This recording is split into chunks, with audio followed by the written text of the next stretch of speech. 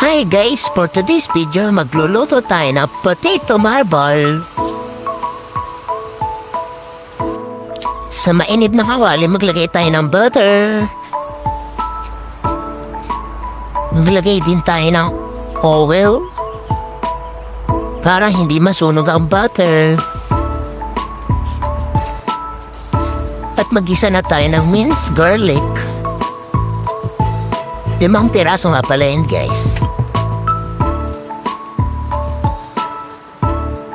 Pati lagyan na natin ang siyam na patatas. Pwede ding balatan, pwede ding hindi. Ayan, igisahan muna natin kasama ang mga patatas.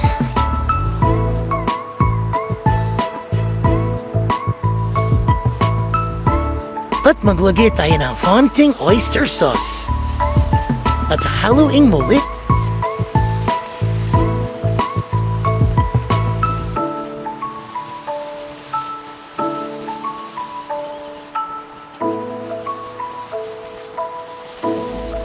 At maglagay tayo ng kalating basong mahawasa at haluin muli.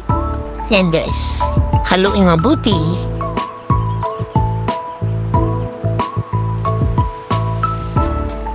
At maglagay tayo ng konting brown sugar, pampalasa,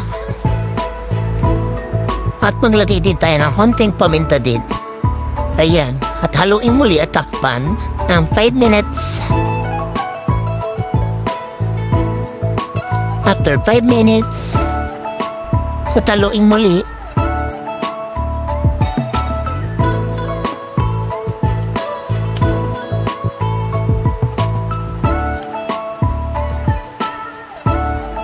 At takpan muli, let's simmer for 5 minutes. At check natin yung patatas kung malambot na. Italagyan na natin yung malunggay. Ginupit-kupit ko nga pala yan ng maliliit at haluin muli natin.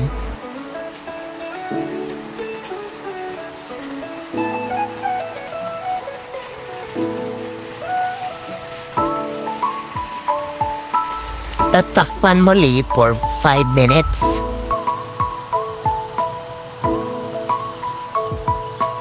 After 5 minutes, ayan, luto na yan guys. Dapat ganyan guys, manuyo-nayo na yung sabaw.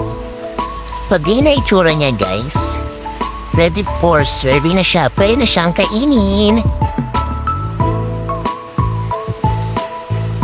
Tapos na ating pagluluto na potato marble. See you on next video guys, bye!